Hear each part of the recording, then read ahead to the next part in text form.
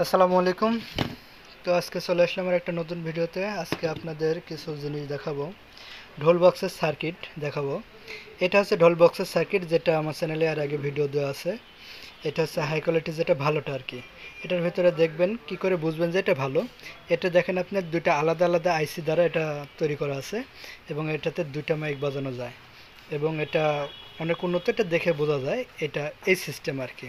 আর যেটা একটু কম দামে, যারা বলেন কি না যে ভাই এটার দাম তো বেশি হয়ে যাচ্ছে, এটার দাম তো অনেক বেশি হয়ে যাচ্ছে, তাদের জন্য যে এরকম কিছু পাওয়া যায় ভাই, কিন্তু এগুলো আমরা বিক্রি করি না কম।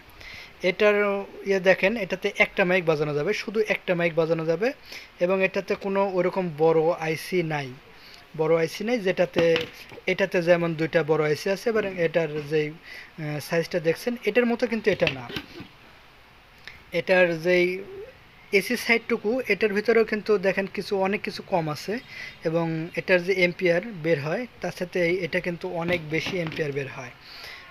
তো সর্বোপরি একটা কথা যে ভাই, অরিজিনাল জিনিসের দাম সবসময় বেশি হয়ে থাকে আর কম দামের জিনিস সবসময় কমই হয়ে থাকে।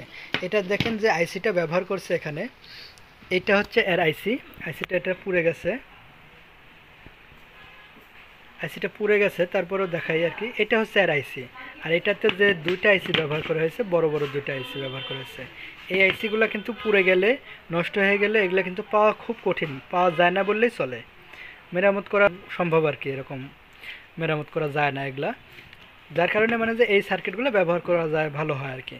এই সার্কিটগুলোতে আপনার আইসি যদিও নষ্ট হয়ে যায়, সার্কিটগুলোর আইসিগুলো আপনার অনায়াসে চেঞ্জ করা যায় এবং দামও খুব যে একটা বেশি তা কিন্তু না।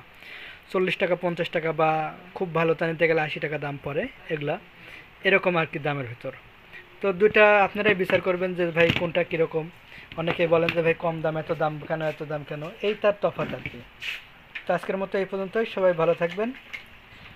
আসসালামু আলাইকুম।